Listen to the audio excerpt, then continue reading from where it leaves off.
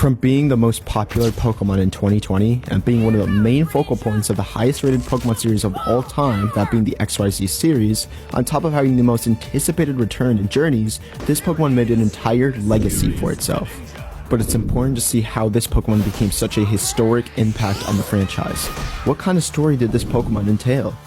Well, to do that we have to start from the beginning. This is the story of a Froakie seeking a strength like no other in the world. My name is Pokey, and let me tell you a tale. This is the tale of a Pokemon that was like no other. The tale of...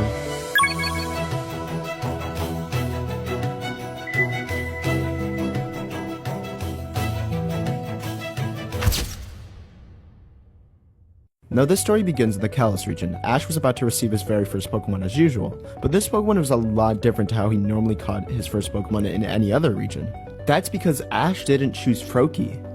Froakie was the one who chose Ash. The rise of Ash Greninja was actually a very slow and steady pace, and there was references and implications here and there, but for the most part, it seemed like Ash's Froakie was going to become the average Greninja, until it then became apparent that that was not how it was going to be. You see, the day we knew that Ash's Froakie wouldn't become the average Greninja was when he talked about it with Professor Sycamore. Professor Sycamore further explained on Froakie's backstory, and part of it was the fact that Froakie was abandoned from many different trainers before he had Ash. The reason for Froakie's abandonment actually was due to the fact that Froakie was a hot-headed Pokemon and didn't really listen to the trainer's orders, and that was because he wanted to dive headfirst into battle. But what's so weird about that is that Froakie didn't act that way towards Ash, and here's why. The fact of the matter is that Froakie actually saw potential in Ash, and vice versa also happened. Ash saw potential in Froakie in the very first episode of the Kalos series. And that, my friends, was the groundwork and basis of one of the best stories in Pokemon history. Once Froakie evolved into Frogadier, things became a lot more interesting. Ash and Frogadier became much more aware and had a lot more insight on what their future might hold together. One key part that happened in this whole thing was the involvement of Olympia. You see, Olympia can actually see the future, and what she saw in Frogadier in Ash was actually something way bigger than any of us could even predict. And this was later further upon when Ash visited the Ninja Village, and Frogadier eventually evolved into Greninja.